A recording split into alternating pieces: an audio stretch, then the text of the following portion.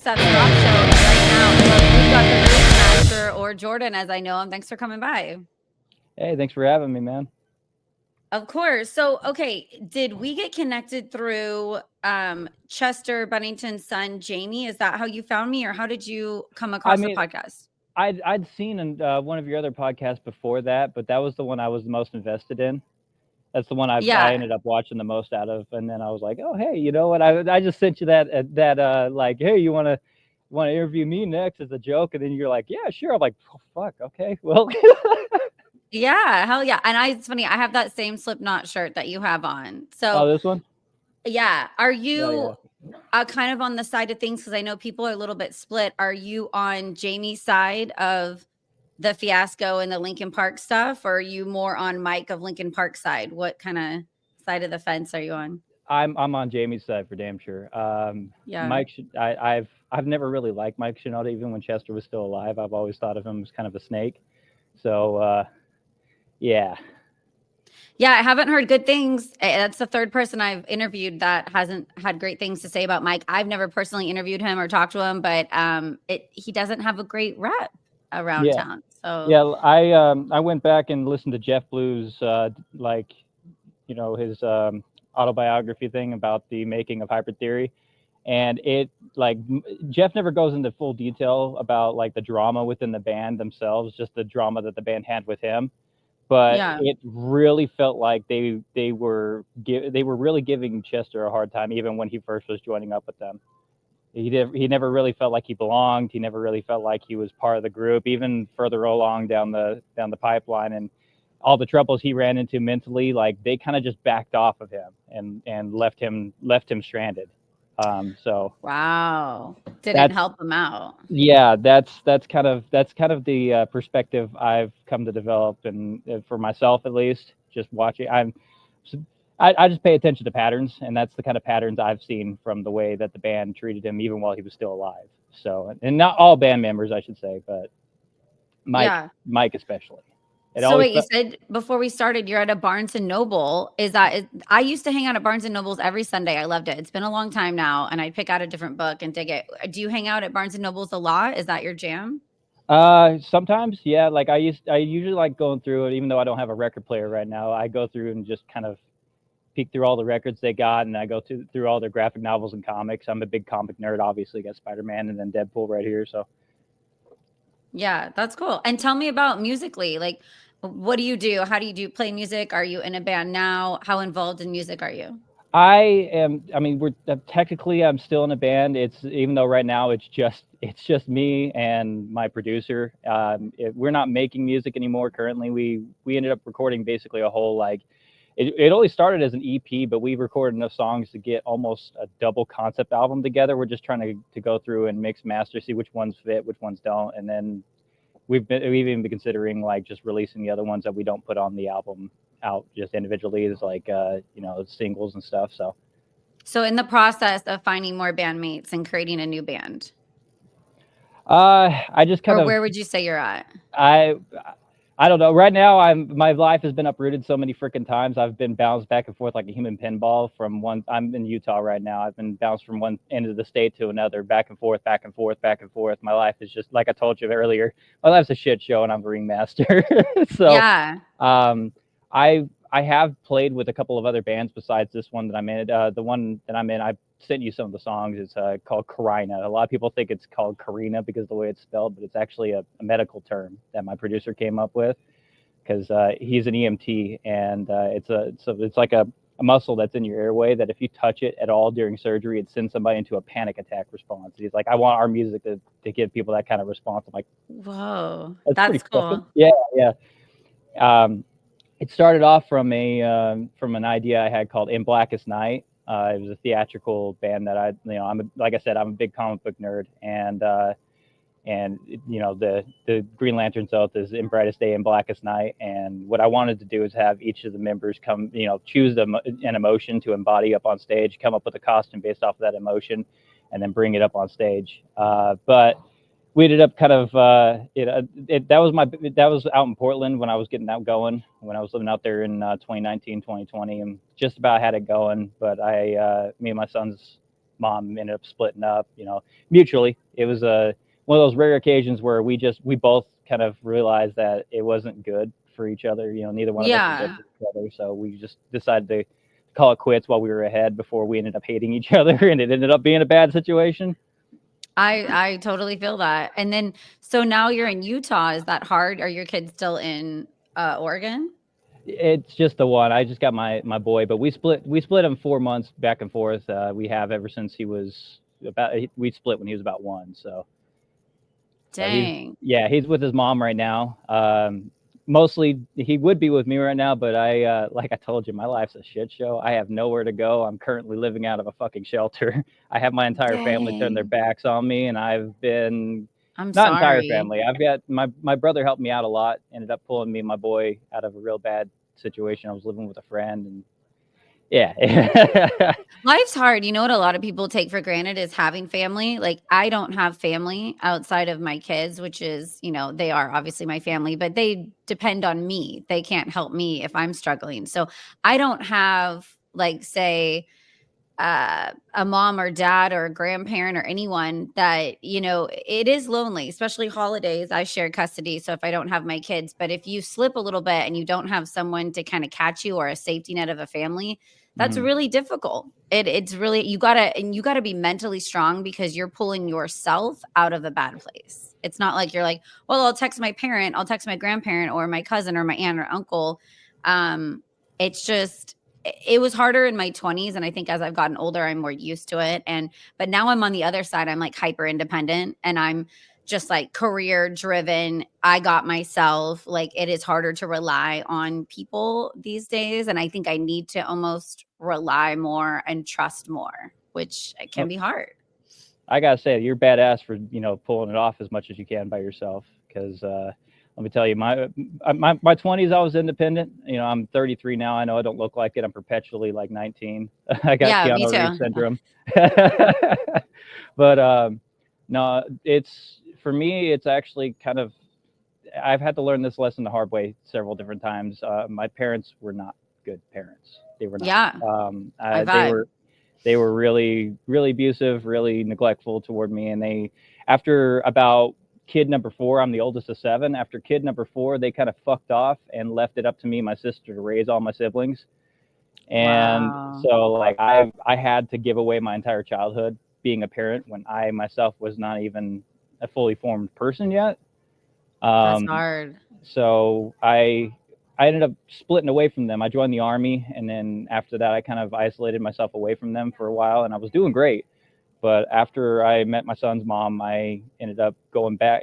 Tucked my tail between my legs, and ended up going back to them. And from thing after another, I had to learn again the hard way that they never really gave a shit about anybody else but themselves, and continued to take away from me, even though I was already in a bad enough situation, rather than help me get back on my own 2 feet. And it's been about a year that I've been bouncing around, just kind of floating between staying with friends or motel rooms whenever I've got the money for it. And some of those friends ended up not being so great either, I came to find out.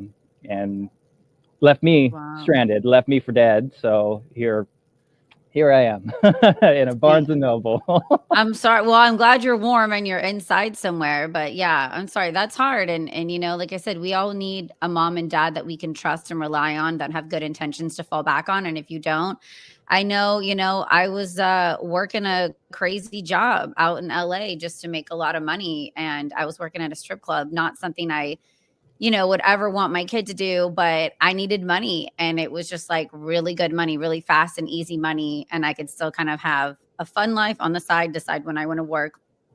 Obviously, I can't do that anymore because I'm older, but I saved a lot of money working a job I didn't want to work to then get into real estate later on in life. But it's a struggle bus out there. Trust me, I definitely in my 20s. Oh my gosh. I was living in my car for like a couple weeks, in between. And then I'd live in my car for 3 or 4 days here and there. Then I'd live on a friend's couch. I was renting couches. I mean, trust me, I before I became a mom and I was in my like it's all good, it'll work out phase. It was wild. It was wild out there. I didn't know where I was going to be month to month, and I hope that you find a stable place or like a job that you enjoy, that you could make money and kind of get on your feet again to get your own place. Cause I know that feels really good. Yeah, I mean, I've been doing I'm working, you know, like I've been doing the same job that I've done since my 20s, honestly. I'm a caregiver for like special needs autistic kids and stuff like that. Oh, that's nice of you. Yeah, I mean, that's a big passion of mine because I myself am on the spectrum, and you know, my brother was on the spectrum a lot more so than I am, and I had to watch him get mistreated pretty badly, misunderstood. I myself get misunderstood all the freaking time. You know, I'm wondering if I'm on the spectrum just because I love the Love on the Spectrum show on Netflix I've been watching and I've been interviewing them and I've always been a weirdo. I've never like fit in and I Yeah, hyper know a lot about random little things and I don't yeah, know. Like yeah, I'm curious. I'm just not a normie. I know that for sure. Kind of a weirdo. yeah. I mean, Well, that's cute though. it's all the weird freaking lead they put in all of our toys when we were kids, you know? Right? Is that yeah, or like the vaccines or something. We're all like a little bit autistic, but it Yeah, adds for a good time. So, can yeah. I do fun random questions Of course. with Fire you? away. Okay. Okay, cool. Movies or music? Music. Yeah. A crazy chick or a normal girl? Somewhere in between because normal's boring. You're right though. I somewhere in between because I can't normal people, I'm so bored, but I don't want a full-on crazy guy that's like stalking me or just Yeah. I've dated those and that scares me. Yeah, I spent 8 years with a crazy girl, and I've been like I had my hand stabbed to a door. I had a chunk bitten out of me. Yeah, a lot of stuff. Was she good in bed? Yeah, that's the one. There is a correlation between possibly getting stabbed and maybe being good in the bedroom. What is Yeah, that? yeah. I Why don't is know, that? man. I I don't don't know. that I don't know either, man. Okay. Okay. Green or black? Black. Okay, cool. Winter or summer? Man, can I say fall? I know. Fall's my favorite. Yeah. Yeah, you can. Because you want it in between. Would you Yeah, rather do a road trip or a flight? road trip, man. Road trip. I have low key like flight anxiety. You know, I'm always Me afraid too. that the plane's either gonna blow up on liftoff or like crash on landing. So I see. I love landing because I'm excited that I'm getting back to the ground, and yeah. but I do not like takeoff, and I have really bad takeoff anxiety. Hmm. But it sucks because I love people and I like to travel. I didn't getting on that flight though. I do it, but I'm like shaking. I'm not cozy. Yeah. I've had to deal with it for, like I said, the last 4 years. I've been splitting my son 4 months here, 4 months there, and so like going from I live in St. George, Utah right now currently. It's like 2 hours away from Vegas. But Okay. you know, I usually fly out of Salt Lake. So and certain times of the year in Salt Lake, you know how it can be, and I'm always afraid that like we're not gonna make it off the runway. Well, snowstorms, yeah, the worst flight I've ever had was from Salt Lake to Missoula, Montana. My grandmother used to live Mhm. in Montana, so I'd go visit her. And oh my gosh, the runway was so icy and we were all over the place. And then during the flight, there was a snowstorm. And Mhm. I don't like, yeah, I don't think I will ever fly again during the months of winter. Yeah. I'm going to be a summer, fall. Good. Okay, wait, sandals or Crocs? Oh man, I'm a Crocs boy, I guess. I Yeah, My mom made me wear sandals with socks when I was like a little kid, so that's like a I was hot look. That's a hot look, man. I got tired of the sandals after a while. Yeah. Okay. Serious or silly? It's silly, man. Yeah. If you can't Can't be be a too little, serious. yeah, if you can't find fun in everything, you know, then life's never gonna be fun for you. 100. Okay. Being embarrassed or being afraid? I'd rather be embarrassed than afraid. Me too. Hmm. Yeah. I can't get Yeah. embarrassed though. It's like hard to embarrass me. I just don't care. It's hard to Um, scare me. It's hard to scare me now. really? I've been through so much shit in my life that like at this point I just kind of I'm the type of motherfucker that will laugh. Look, the Grim Reaper could be standing right in front of me, and I'll just laugh at him. I feel that. I think a lot of us kids that have been through major trauma, I've even read this too that scary horror films can put us to sleep or relax us. So, some of us don't feel like others do and panic. And then same here, like I could be walking by myself at night and I'm not scared Hmm. because I've been through fucking hell and back. But you So know, that's why I say embarrassed, because if something's got me bad enough to scare me, that's really bad. yeah, then you're like, this is a real issue. This is a Yeah. problem. Yeah. Okay, breakfast or dinner? Breakfast. Yeah, I like breakfast. Tattoos or piercings? Tattoos, even though I ain't got any, I've been meaning to get some. Oh my God, you don't have any? I am. Yep. I was raised Mormon, and it took me a Okay, long that's time. why you're in Utah now. And it took me a while to, kind of branch out on my. The funny thing is, like, even though I left the church, my own faith has never been stronger. I got my own beliefs and my own faith in something greater than all of us. But yeah, I was mistreated a lot when I was in the church. So Yeah, and it's hard. There's bad eggs in every sector of life. And so there's not all good people just because they're in a church, or yeah, sometimes Christian can judge more than others. I love having faith because it makes me a happier person. It makes me just look forward to life and to feel like I have someone to talk to. But everyone, I feel like, should be able to do their own version of what they believe in or faith on their own time. It doesn't need to be practiced with several people under a certain building at a certain time. yeah, exactly.